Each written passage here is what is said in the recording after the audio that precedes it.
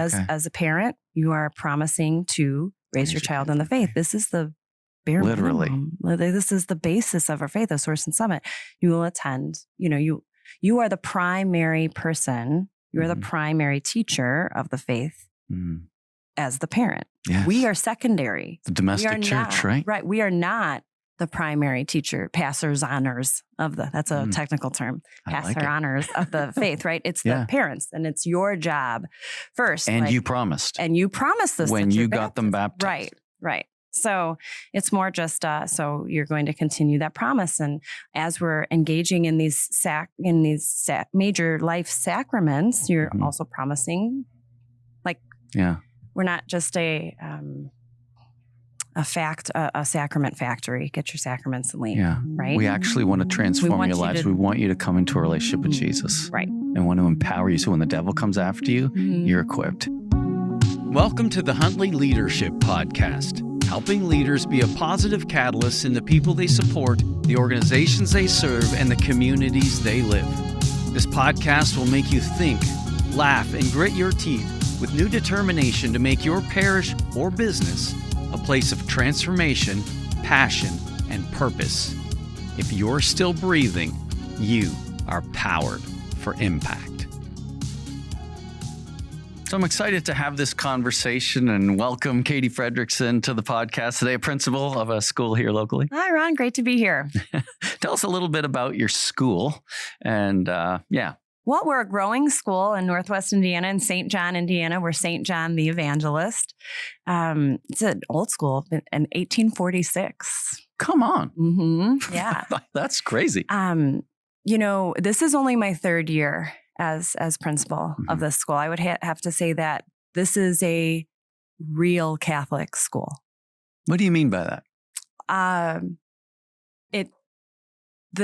The students have to learn BCTs, right? Which is basic Catholic teachings. They also have to go up and show that they know those BCTs. But there's a permeation in all things we do that's Catholic, and that's ingrained in the culture of the school. Me coming in as an outsider came into, for example, in other schools I've worked with, for example, just in the staff, they would do, Secret Santas. Yes. The person in SJE is the Advent Angel. That's how Catholic this school is, even with the staff. They call it Advent Angel. Yeah, nothing Christmas until it's Christmas. Right. Yeah.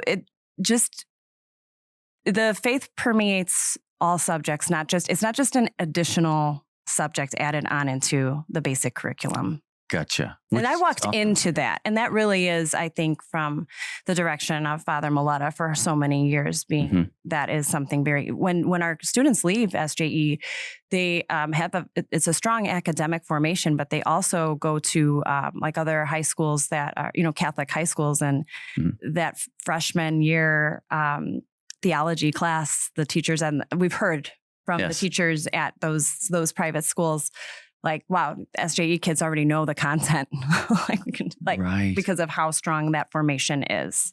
Isn't that fascinating? Did you grow up in Catholic schools? I did. Okay. I did. What was your experience? I didn't, because they don't have them back home where I'm from.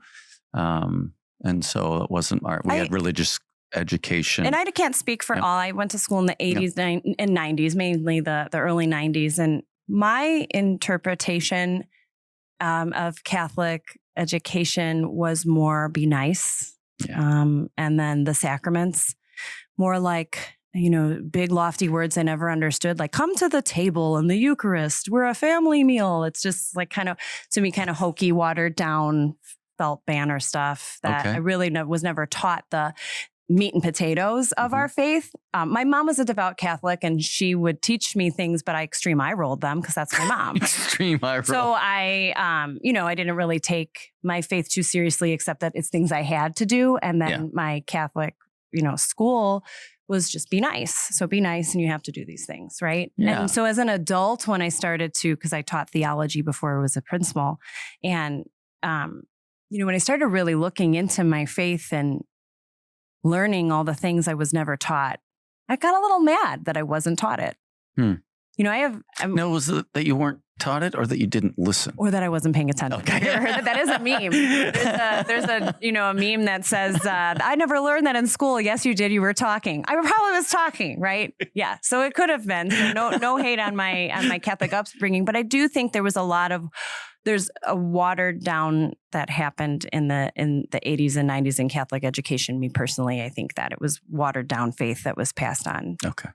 Fair enough. And so I want to talk today a little bit about being a principal. And I want to talk about it because I know how hard it is. Now I say I know. I don't know. I'm not a Catholic principal. I haven't even gone to a Catholic school. But just in the coaching that I've done around the world, I often have conversations at some point with the principal. Mm-hmm. And there's a lot of expectations on you guys. And so I'd love to talk a little bit for all the other principals out there, or maybe the people that, just to be able to get some insight into what's it like being a principal. What was it like coming into it? Where were the struggles or disappointments for you? And what did you have to persevere? So in Catholic education as a whole, anyone wears a lot of hats. Okay. Public education has more supports and people, like you have curriculum coaches and data coaches and like things like that. Catholic education doesn't always have that, right? So you have your teachers wear many hats, your aides wear even more hats, right? Your school secretary wears a lot of hats, and your principal wears a lot of different hats. Mm. And it's a juggling act of all these plates up in the air of the things that you are trying to keep together, all also adding that faith component, and that you are making sure that that faith is being passed on in a way that isn't watered down, right? That is true. And that all the decisions you made are made in that lens, in that frame. So when you're juggling a safety plate, right? You're juggling the safety plate, the curriculum adoption plate. Like I gotta pick, like I gotta help sift through adoptions of curriculums that are going to be aligned with that faith plate. This is going to be a positive show, man. We're going to stay positive. This is going to be real. It's a real conversation, right? No, I get it. But so you would have known that by being a Catholic teacher in schools beforehand, but what surprised you when you became a principal? Or maybe nothing. Maybe it's like, no, it's exactly what I thought it was. I knew that it was going to be a lot put on my plate for sure. I did know that. And I actually did warn my family that me taking this position means that it's going to be less of me being able to do some of the things that they were used to me doing as a teacher. Yes. Yeah. So it's a heck of a sacrifice. Yeah. Yeah. Especially on the families, right? Especially if you have smaller children. Like more people, I can see why they wait until they're a little bit older to become a principal. Because I have a second grader and a fifth grader, and it is hard to juggle my littles. And they go to work with me, but then it's always bring your kid to work day. It's always I'm their principal and their mom, Yeah. I'm walking down the hallway trying to get something, and my second grader's running up to me, giving me a hug. I'm like, go in line, get in line. Just your principal. Go sit, go. So it's a juggling act for sure. Yeah. I didn't get to hug my principal in elementary school. That's kind of cute. I do get hugs a lot. Oh, do you? From kids. Yeah. Well, that's beautiful. And so how is being a principal caused you to evolve, whether it's your faith, whether it's your leadership skills? Tell me a little bit about that. I think it forces me to trust God, even though I don't understand. There's been a lot of situations where I just don't understand. And I've had to wrestle with trust, big time trust in God. I still don't get it. I still don't get his plan. There's a lot of things I just don't understand, but I've had to surrender. Well, just, some things are very personal, but in others, of course, I don't want to. But in others, why just certain things happen to the, because you're also the person that has to deal with tragedy. In like if a family, has we have we have 440 students, right? Mm-hmm. There's going to be people in that building that experience big time tragedies. We had one year where we had a family with a house fire. 2 families lose a parent within just a few months. Wow. And we had to rally together as a community, but that is a lot where you start to like, you have access to more traumatic things, right? To more lives, because the more you have access to those things, plus you are that authority figure. You're that person that is people look to. Right. That leader and within staff members too, sick staff members who lose a parent, staff members who are struggling with things with their own families and their own, and you're juggling that act, knowing all those personal things and you're a confidential person. Yes. Right? You have to keep that within. So it's just a wrestling too with trusting God and then praying. There were so many times with that 1 year, we had 3 traumatic events, like I said, within a few months. So in the next school year, we started with a teacher retreat where it taught the teachers how to pray with someone in the moment, because we experienced so much loss and tragedy that if a child's standing in front of you telling you something's going on in their home, you should be able to just put your hand on their shoulder and say, can we pray about that right now? And were our teachers equipped to do that? And I kicked myself because I had those opportunities and I did it. I had a parent who was going to undergo a major surgery. She was crying in my office that she was worried about how her kids were going to take that surgery. And one time I said, can we pray about that? And I prayed, like, why didn't I do this for all those other tragedies? Like I had people who lost loved ones sitting in my office, So beautiful. It taught me to pray in the moment, but also trust God, but also think, geez, wow, there's a lot of hurt. Were you always you say that to pray with people in the moment, and it sounds like that's something you've gotten comfortable with. What changed in your personal life that you went from, because most of us as Catholics grow up culturally Catholic, but not particularly useful. And so what changed? What impact? I know, this is like full circle for you, probably the Alpha program. My husband and I ran an Alpha program out of our parish, and it was very uncomfortable in that Holy Spirit weekend is when you pray with people. Sure. And I had, as the person who was facilitating it, had to be one of the first ones to teach people how to do. I'm like, and my husband's a convert, so he was more like open to it. And I'm like, this stuff's weird. I'm Catholic. This is weird. We don't pray. Only priests do this. This is weird. What am I doing? So it was very uncomfortable the first few times we did that. And then, we weren't parishioners here at SJE at the time, but we eventually became parishioners here, and they had a prayer ministry. And my husband was all like, we were asked to be. I'm like, oh man, I got to do this again. It's very uncomfortable. So that's why I knew that teachers were going to be uncomfortable. There was times when I was a theology teacher and I had students, I had a few students who would seek my guidance on a regular basis, would come to me during my prep hours and talk to me about their lives, and there were a few times in that moment where we did Alpha. I did Alpha with my kids. And there was there's the prayer episode, the Alpha Youth one.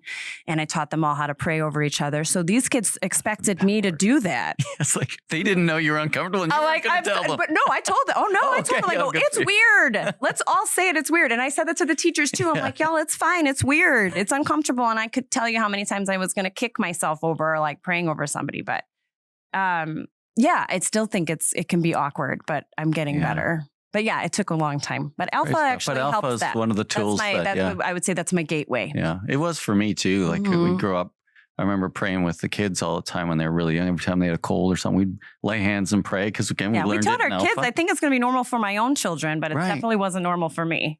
Right. And I remember one time kids were playing in the backyard. My son was really young and all of a sudden I heard somebody wail and somebody got hurt. And as a dad, you just keep washing the dishes. And next thing you know, there's a knock on the door and I look out the door and I don't see anybody. And I look down, I see these 2 little kids, my son and his friend who's a couple of years older than him, and his friend's crying.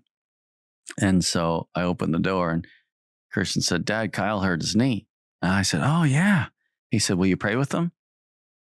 And I'm thinking, no. Don't make it weird. Don't make it weird. But I didn't want my son to know that I felt like a hypocrite. It's like, no, I only do that in the home where nobody can see us. Right. But he's like, no, Dad prays with people all the time and we trust in Jesus and God heals. And I'm thinking, do I really believe this? Yeah. Like you think I do? That's funny that way. He puts us in situations like that's embarrassing. And so I said to the little fella, Kyle, can I pray with you? Mm-hmm. And he's like, yep. He's crying. And I said, can I put my hand on your knee? He said, yep. And so Christian put his hand on his shoulder. I put his hand on his knee, and I just said, "Dear Jesus, please heal Kyle's knee and help him to feel better so he can continue playing with his buddies." Aww. And Christian says, "Amen." And I looked at Kyle and said, "How's your knee?" And he bent it a few times and he said, "It's good." Now, was Kyle any faith? I have no idea. Oh, you don't know? No idea. So I had to ask for permission. But it was just so beautiful because it was difficult. But as Catholics, if we're not, and it's so cool that you're teaching your students to do that with each other and teaching your teachers to do that. Well, that's in baby steps, right? We want our staff to be comfortable with it first. So that was the idea, was you be comfortable with this first, and then we can start having our students do it. So we're in really small stages with that. But I love the vision for it, right? Because how are we going to be useful in building the kingdom of God if we literally can't even pray with each other? Like, it blows my mind that we can spend a whole life going to church and be borderline useless when it comes to ministering God's grace into other people. Like, for heaven's sakes, doesn't make any sense. So good on you, like those baby steps. Love that. Yeah. And so, as you share what you're sharing, and thank you for it, by the way, I'm mindful of, like, working with bishops. I love working with clergy because I know how I learn how hard it is, and I learn the difficult things that they face. And so here they're trying to manage these things, but they're getting lambasted and judged like crazy when they don't live up to individuals' expectations. And I think to myself, if you knew what I knew, you'd be far gentler in how you approach these people. And I know and schools too, it's got to be the same thing. Like, well, geez, I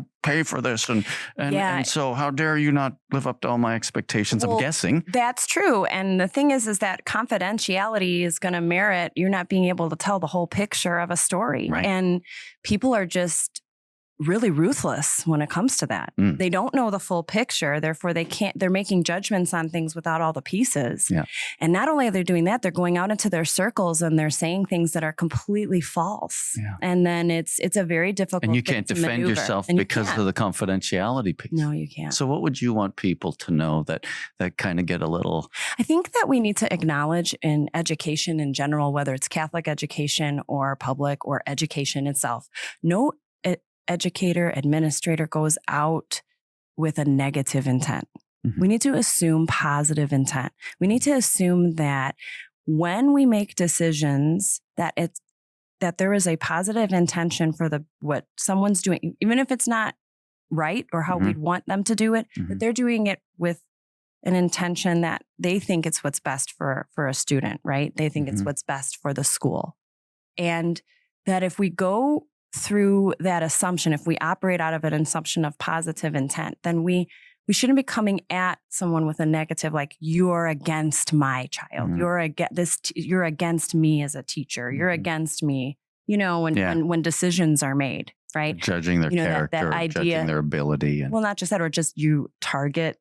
No one went into education to target kids, right? Like, so we need to assume positive intent. That should be the number one thing. And also just go into all things with knowing that you might not have the full truth, even from your own child, because they're not that they're a liar. They could, they could be. Kids lie. They do. Or it could be their perception of an issue. So that we just always want to operate out of that assuming positive intent. So when we react to something, it's probably not the full truth in the first place. And maybe that person is operating and made that decision because they thought it was what's best. But if they knew the full picture, maybe not. Right. Yes. Yeah. I wonder too, I think I remember hearing this perspective before, and it really helped me. Oftentimes, in the absence of trust, we often look down. Yeah. Right. But when we trust, we give people the benefit of the doubt. Right? It's like, I know Katie, I don't like that situation. It seems like that was a bad decision, but I trust her. Right. I know she's intelligent and capable. Therefore, I'm sure there's things I don't know. So I'm going to approach it very differently. Right. But if I don't trust you, then I'm coming at it as if you're incompetent or you lack character or you have more ammo to say against. I feel more justified to attack you. I feel more justified in my feelings that, I knew you never liked her, or I knew you never liked them, or why they do what they're, you know what I mean? I knew they were targeting, you know what I mean? Yeah. It's tricky, isn't it? So is part of like, yeah, I don't even know. Like it must be like building trust. Like I've been to SJE, St. John the Evangelist Church here one year when it was the beginning of the school year. Mm-hmm. And so I went to the assembly where the parents had to go and gave some presentations and Father Sammy was there as well. And it was really neat to be there to kind of set the tone for the year. Right. Do all schools do that? I'm guessing maybe they do. But they all have some form of a back to school night where, expectations are set, questions can be answered. They meet the teacher, they go and see how the classroom is going to be run and what to expect for the school year. Okay. So are the expectations for parents bringing their kids to SJE school the same as they would be anywhere else, or how are they different? Well, I wouldn't say that because again, we're a Catholic school. No, I mean, compared to other Catholic schools. Oh, compared to other Catholic schools? What are the expectations? I would say that this particular school is the only one I know of that has a covenant that parents have to sign.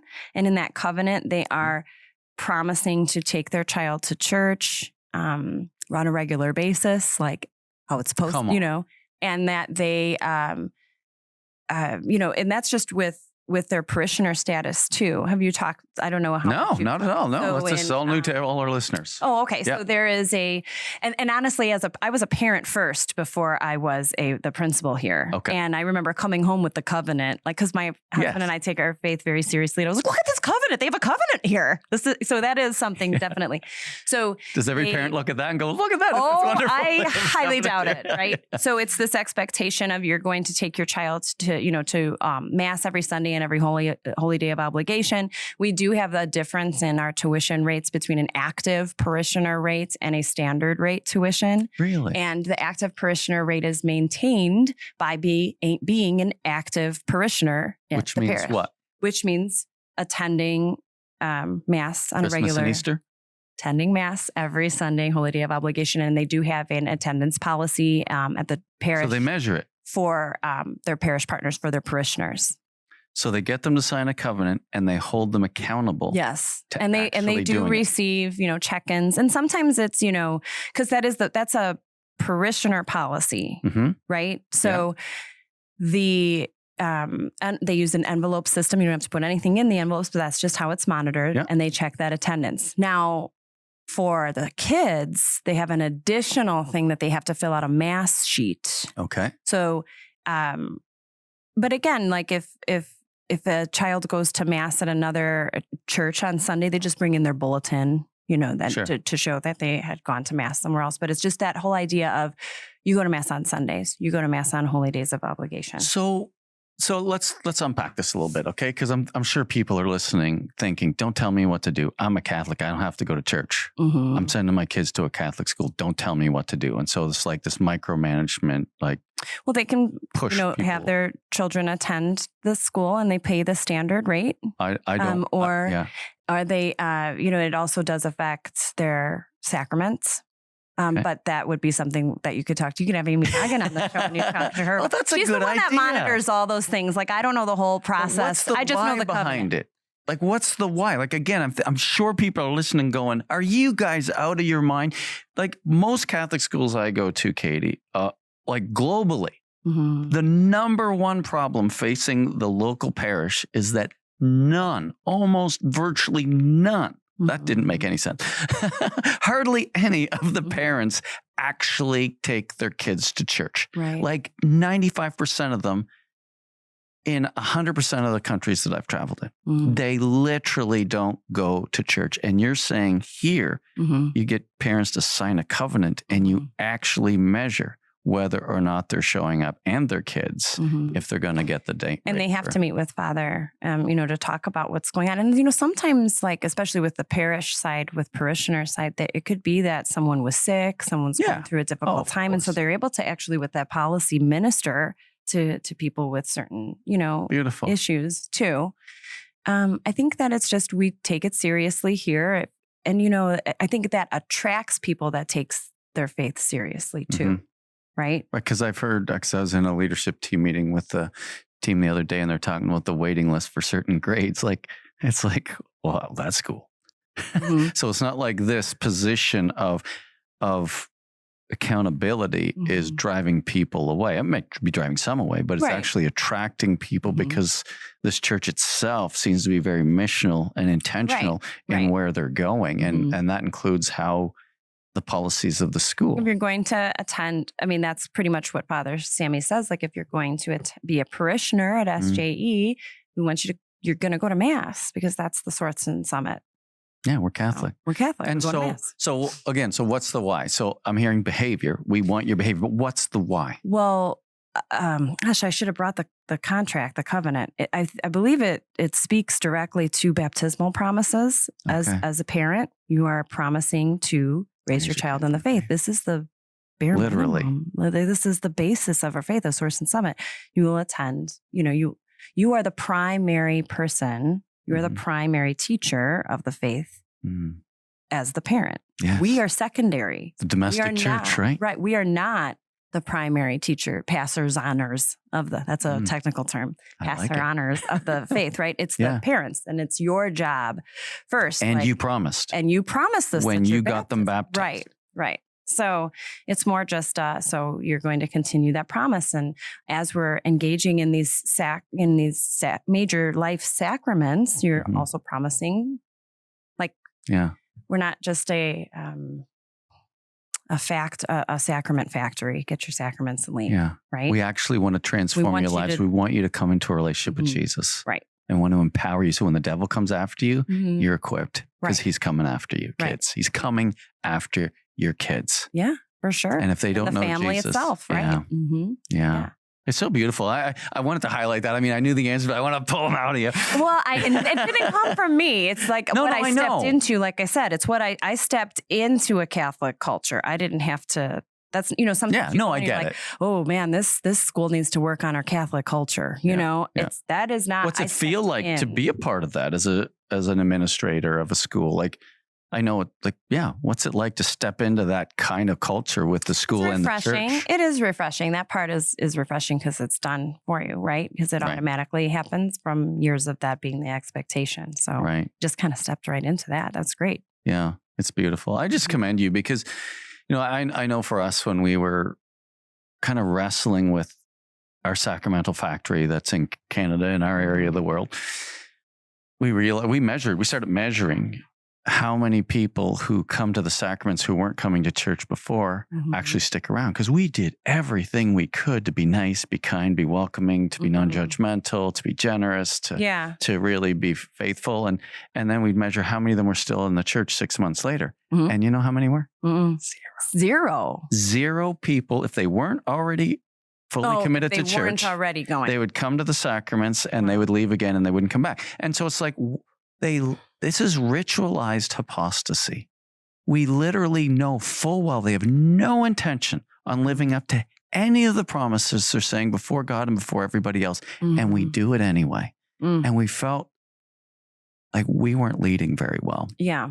Like we felt hypocrites. Right. Yeah. And we know it. And we get up there and do it anyway. And I remember our pastor at the time, he couldn't sleep at night because he really felt the call to go and make disciples of all nations. Sacramentalizing people without bringing them to a personal relationship with Jesus was not doing the very things that Jesus was calling us to. And I do struggle with that though. Okay, go ahead. Let's debate it. I know. Because I know other people do too. Because I struggle with that because I have many friends who grew up Catholic but don't practice. Yes. But they're still getting their children baptized. Should we be denying them access? But we never denied access. But so that's my question. So But what we did was we said, do you know what you're doing? And the most part is, no, we didn't. My grandmother's going to shoot me if I don't get the kid baptized. And that's where they're operating out of a total sense of ignorance because, again, cultural Catholics, right? 80s and 90s, it was watered down. Be nice. Yeah.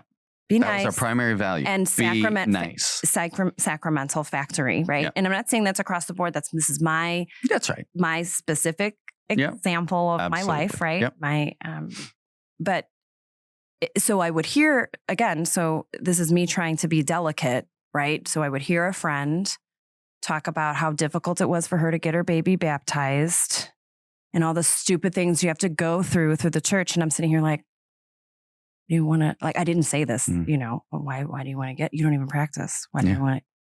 right? Mhm. And then the mom also, who does practice, maybe saying things like, why does the church just make it so hard for these young people? This is why the young people are leaving the church, because the church just makes it so hard for them to get these sacraments. And I'm just like, again, delicate, trying to bite my Very tongue. pastoral. Just like, but you don't, why? What's the point? What is baptism to What you? is baptism to you? And what are you doing? Why do you do it? Is this a just in case? Just in case the whole let's be nice people thing doesn't work out, we at least got baptism out of the way to like, so that That's your passport stamped. And right. Yeah. Like, do you know what you're actually, because and our experience is people don't. Right. And looking back, I don't know if I would have picked the godparents I picked, because it was more just let's go through this. You're really close to me. It's not like, even my own self, like, because I wasn't evolved in my faith at the time, because it was just be nice. Like, and your godparents that you pick are your close friends or family, and or who's next in line that didn't get picked to be godparent yet in our family. You know what I mean? And I see that a lot. And so what? Where do you draw the line? Where do you draw the line? Somebody who wants to get married in the church. Mm-hmm. Like, again, those same good friends that don't practice want to get married in the church. Mm-hmm. Should they be denied that? Mm-hmm. And again, right? so let's clarify that a bit, because we never denied, but we educated. Yeah. And then we said, I got to go through all your classes. No, I'm going to go to this church, so that'll just marry me. Oh. Do you see what I mean? But that's the point. This is the church I'm going to go to when I don't go to church. It's like, well, then go, because we're not about, we want you, because what is baptism? You're being initiated into a family of faith. Right. Do you want to be a part of that family? No. Well, then baptism's not for you. Right. And so, but we'd educate them on that, and then we give them the choice. And it's like, hey, if you want pictures in the church, we'll consecrate your child. We'll do a little service after. We'll pray over your kids, and we'll ask God to bless them and your family. And if you ever want your children to be baptized into a family of faith that you're a member of, we would love to help you do that. Yeah. And a lot of them would just choose, thank you for having this conversation with me. Now, would they walk away? And they would get there. Some of them would they'd walk away. Some of them would go to other churches because I want to go to a church where I can get my kid done. Yeah. And not have to go to church. And we'd say done. Okay, medium, well, or rare. Like, what do you mean done? Right.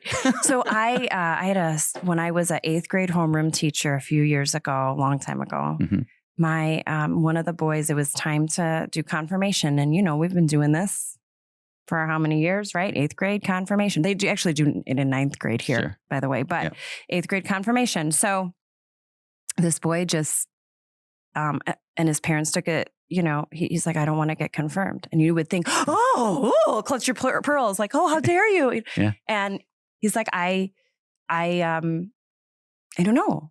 This is something. It's a big deal. This is a big deal. I would rather have that. Like, where a child was sitting there like, I don't want to say yes to something I'm not sure about. Yeah. Like, good for you. Right. That you actually are taking the sacrament seriously enough to respect it enough to say, I don't want it at this time. Yeah. Now, whatever happened to him, I don't know. Yeah. But I thought that I was actually like, where a lot of people were like, I can't believe that. I was like, that's actually really cool. He's taking it seriously. Like, I don't know if I want to do this right now. Isn't that beautiful? And in our context back home, we didn't have Catholic schools, and so many Catholic schools, well, you're at grade whatever, so this is what you do. We didn't have that pressure.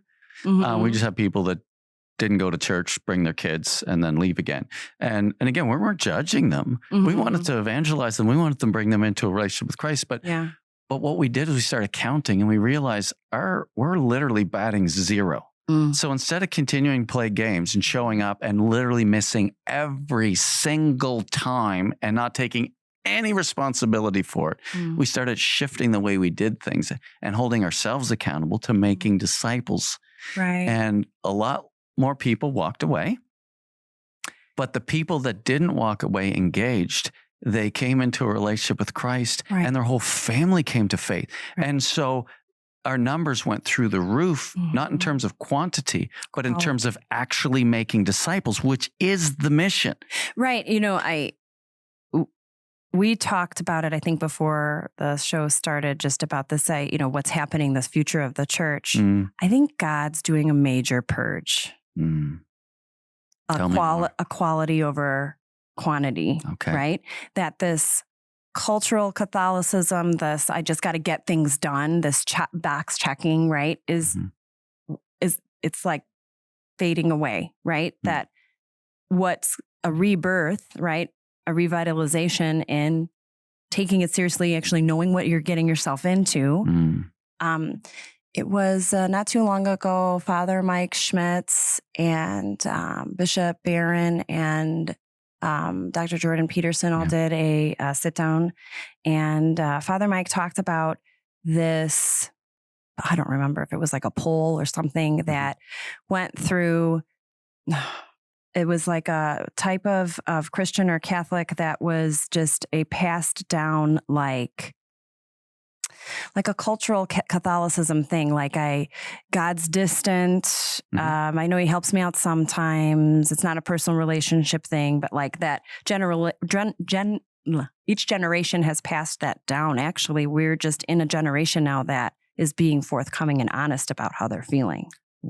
Yeah, it was really good. It was really good. And what he did was say that just people are actually craving genuine and are actually craving authenticity. We're in an authenticity age. And that we're just now being honest. And so these numbers are reflecting where these people aren't going because they're, again, why? Like they want that, that genuine and authentic and not just, well, I always had to, or because that's that cultural thing. I have to go through the motions. It's just more of a being nice. And that's why, and if that's all it is, I don't think anybody's going to accuse Father Sammy of just being nice. I don't think that's well, I'm saying like, if that's all it is, then why do all these extra rules and regulations? So you got to give them some, that makes sense. Right. Yeah. So we're in a unique opportunity for quality versus quantity. And that I think it's a rebirth, right? I think it's a good opportunity. I think it's positive. I hope so. And, you talk about that, if I could just add to that, because it's a beautiful image. And hopefully that quality isn't, if you're listening to this and this goes double for me, you're thinking, I'm one of those quality Catholics. Like, look at me. It's like, well, then you better work way harder and be way more fruitful than everybody else. Because if God's given you a big shovel, he expects you to dig a big hole. It's, don't stand around and pat yourself on the back and say how holy I am. Holiness and mission go hand in hand. And so my hope is it's not holiness. And I know we're saying the same thing because I know you. It's that holiness for mission. Like lay your life down in love and service of others. That's how you honor God and show you're a disciple. It's not by how much you know. I mean, you got to think 12 guys changed the world. So if God is decreasing our church, he wants us to change the world again, and I think that we have a unique opportunity in our culture that our culture does not know Christ. You could have it might be in phases. They think they do, but they don't know. This culture does not. They don't even know him academically. Like they literally don't know. This is now we are on so if we are on that mission to create disciples who make disciples, right? That's what Father Sammy says. And our mission statement as a school is to learn, live, and love as Jesus taught us, right? If we actually take these things seriously, cultivate the truth in these kids, right? Yes. Our next generation, we're sending out into the world missionary disciples to a world that knows no faith at all. And I think that that's actually kind of a cool thing. It's like a new territory. So exciting. I'm so grateful for the work that you do. And thanks for spending some time talking about, what it's like being a principal. And I think that some of the insights that you shared, I think that goes true for politicians. I think that goes true for bishops. I think that we sometimes any leader, assume positive intent first, right? Yeah. You might not agree with certain decisions. That's rightly so, right? And it's okay but to know question. That you don't have the big picture, right? And assuming positive intent is the number one place to operate from. Yeah, and be responsible to yourself and to others. I remember we went through a really difficult season in the pharmaceutical industry, and we had a couple of bosses in the organization that were pretty tyrannical in their approach, and we definitely did not share the same values. And it was so easy because our culture was starting to disintegrate before our very eyes. And it's so easy to get on the pity party and lament and lambaste them. And it was very natural and very easy. And because you're hurt, you're afraid, you're lamenting the loss, you're uncertain of the future, and so. But we realized, and I remember me and my friend Curtis made a pact, like we're not going to let each other stay in negativity. Mm-hmm. And so it's okay to suffer. It's okay to go through this stuff. But we're not a victim to this. We're choosing to stay. If we want to go somewhere else, we can go somewhere else. Mm-hmm. If we're going to stay, we're going to hold each other accountable to being positive Mm-hmm. and to find ways to be grateful, Mm-hmm. even in the midst of this uncertainty and suffering.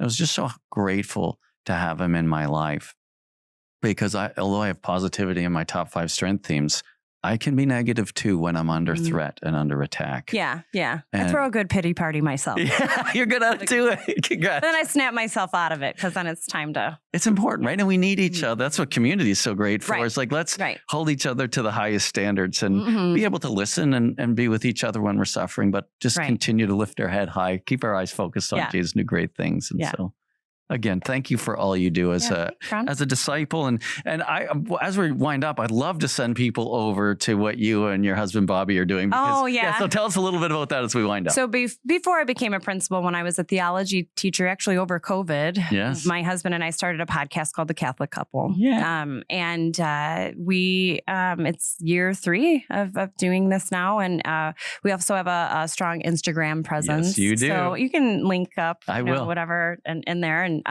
it's really he does a lot of the content creating because I don't have time. Yeah. No, you don't.